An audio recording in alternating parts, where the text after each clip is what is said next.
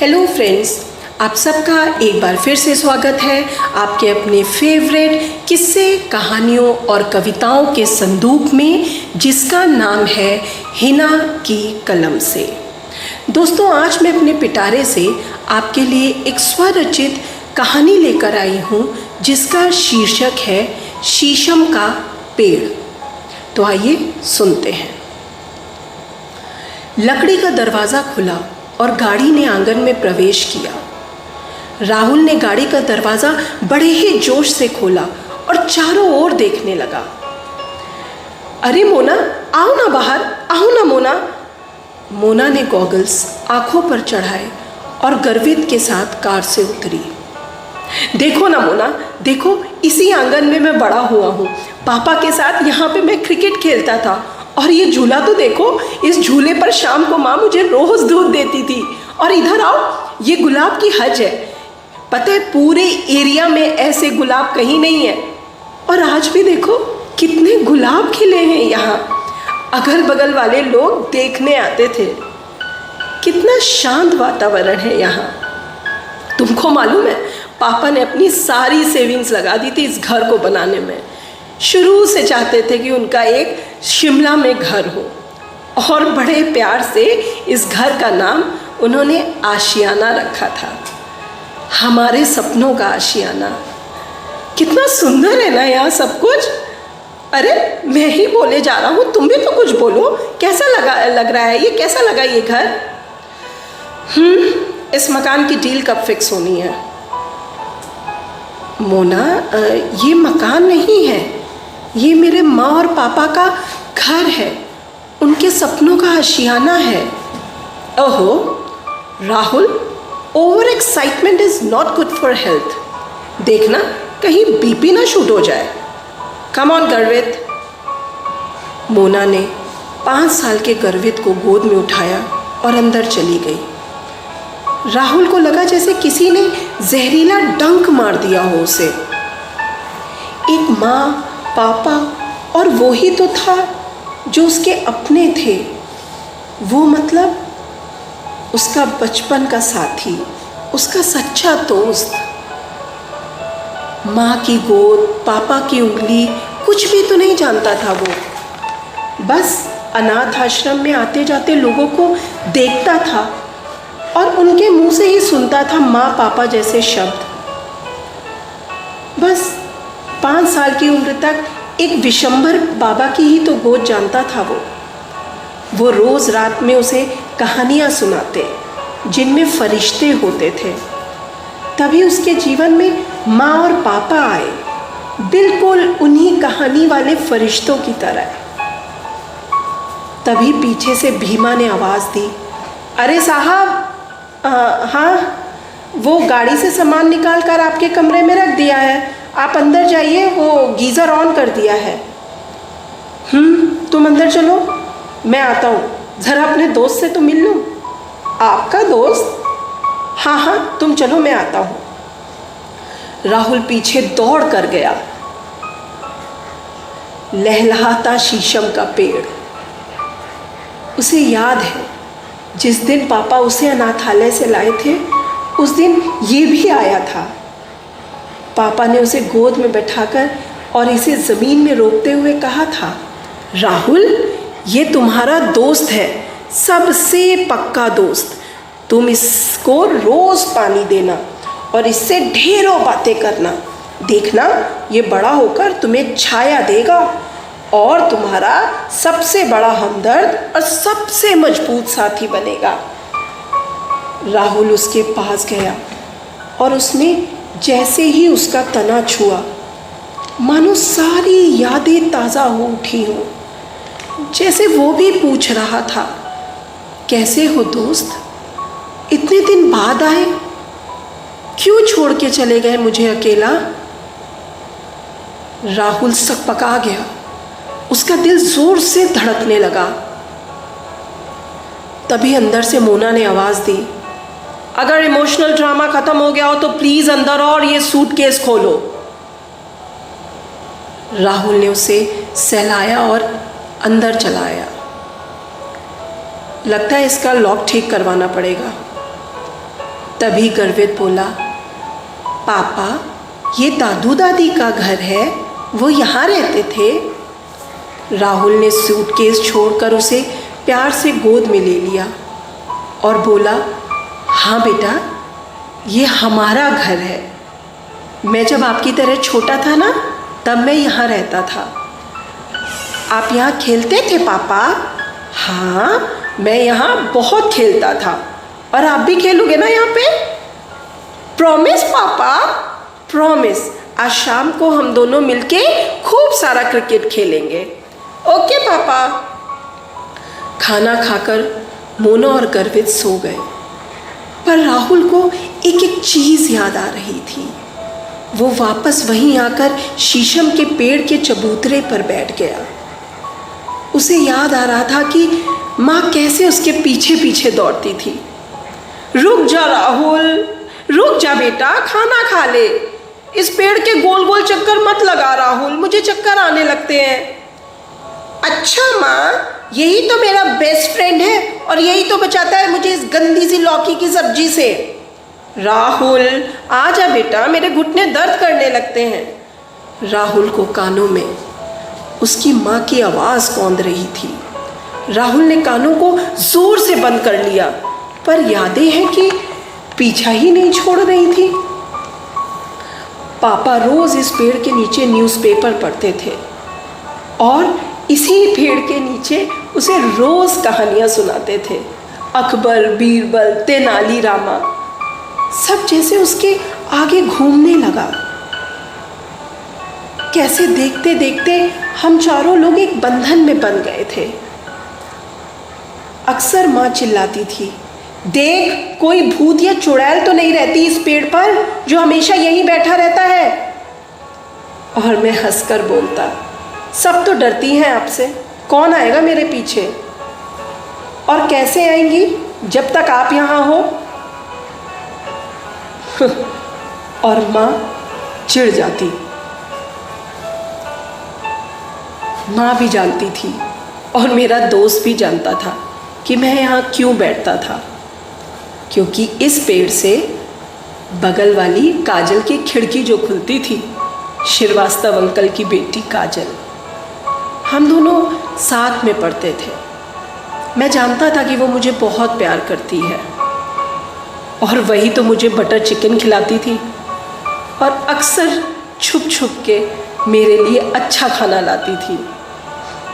सब याद है मुझे। पापा ने मुझे शिमला के सबसे महंगे और बड़े स्कूल में पढ़ाया था। मैं जिस चीज़ पर हाथ रखता वो मेरे पास होती।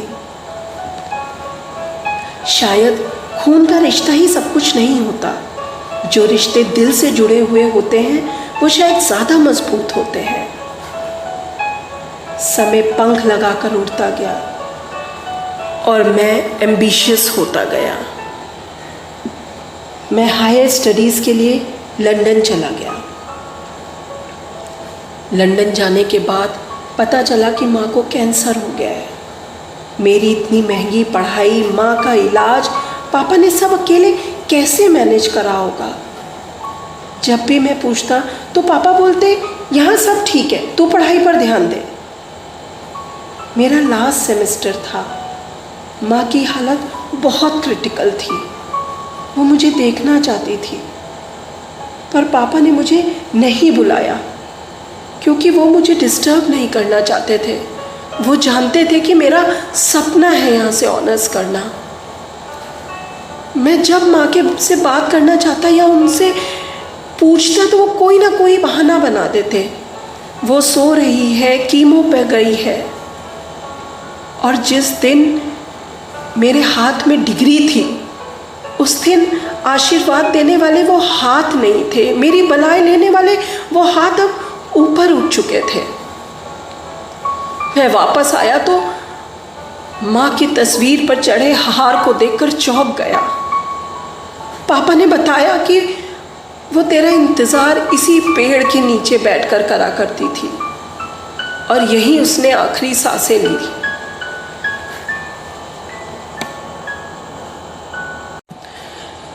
राहुल उठा और जोर से पेड़ को जकड़ लिया। दोस्त, तूने माँ का साथ दिया, उसे देखा, उसके आखिरी वक्त में तो उसका सहारा बना, और मैं बेटा होकर भी नहीं आया। मैं अच्छा बेटा नहीं बन सका, मैं अच्छा दोस्त नहीं बन सका। क्यों नहीं आ पाया मैं? क्या मेरे सपने मेरे माँ और पापा से ज्यादा थे?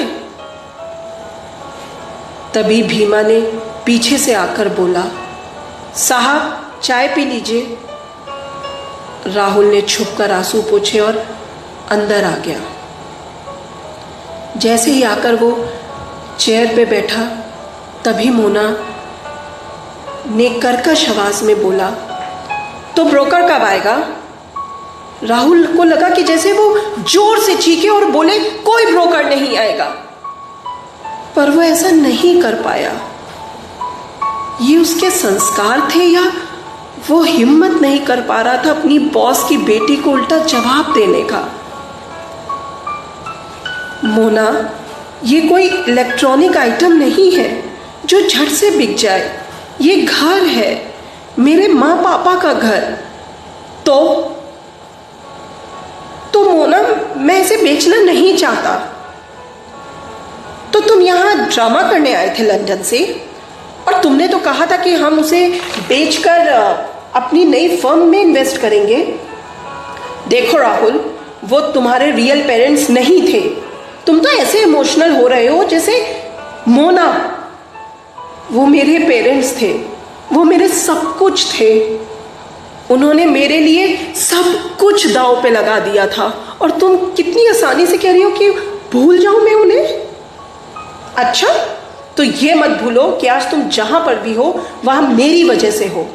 मोना उठी और अंदर चली गई। मैं उसके पास गया उसे समझाने, पर वो तो जैसे कोई पत्थर थी। राहुल परेशान होकर बाहर टहलने लगा। तभी बड़ी जानी पहचानी आवाज आई, हाय राहुल। वो जानता था कि ये काजल थी। उसने पलट के देखा तो वही थी। हाय, तुम यहाँ काजल? तुम तो कैलिफोर्निया में थी ना, फिर यहाँ? बस किस्मत ले आई। अमर एक कार एक्सीडेंट में नहीं रहे, ससुराल वालों ने एक्सेप्ट नहीं करा, बस वापस आ गई।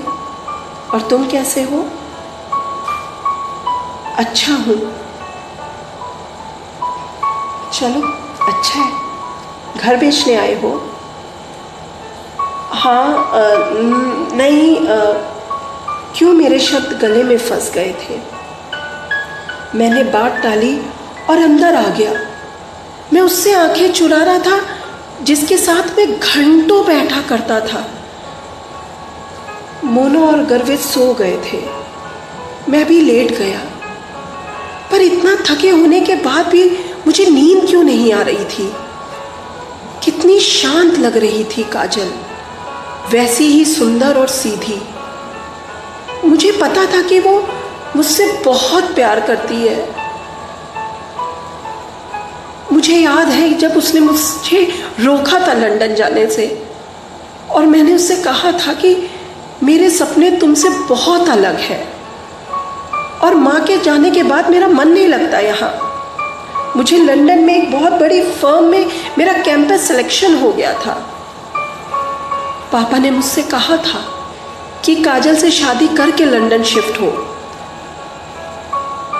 पापा, काजल मेरी दोस्त है, मैं उससे शादी नहीं कर सकता। बेटा, अच्छा और समझदार जीवन साथी जीवन की राह को सरल बना देता है। और काजल को तुम बचपन से जानते हो, वो तुम्हारी बाधा नहीं बनेगी, वो तुम्हें सही रास्ता दिखाएगी। क्यों नहीं समझ आई थी मुझे उस समय पापा की ये बात? मैं लंदन चला आया। मैंने कई बार पापा को अपने पास बुलाया, पर वो एक बात कहकर टाल देते थे कि तेरी माँ की यादें हैं यहाँ, और तेरा दोस्त भी तो है, उसे अकेले कैसे छोड़ाऊं? प्रोफेशनल ग्रोथ के लिए मैंने मोना से शादी कर ली। शायद लालच का फल ऐसे ही मिलता होगा। पापा भी एक दिन मुझे छोड़ के चले गए और तब भी मैं नहीं आ पाया। बस उनका वो आखिरी फ़ोन कि ये घर हम चारों की प्यार की निशानी है, इसे संभाल कर रखना। राहुल उठा और जाकर चबूतरे पर बैठ गया।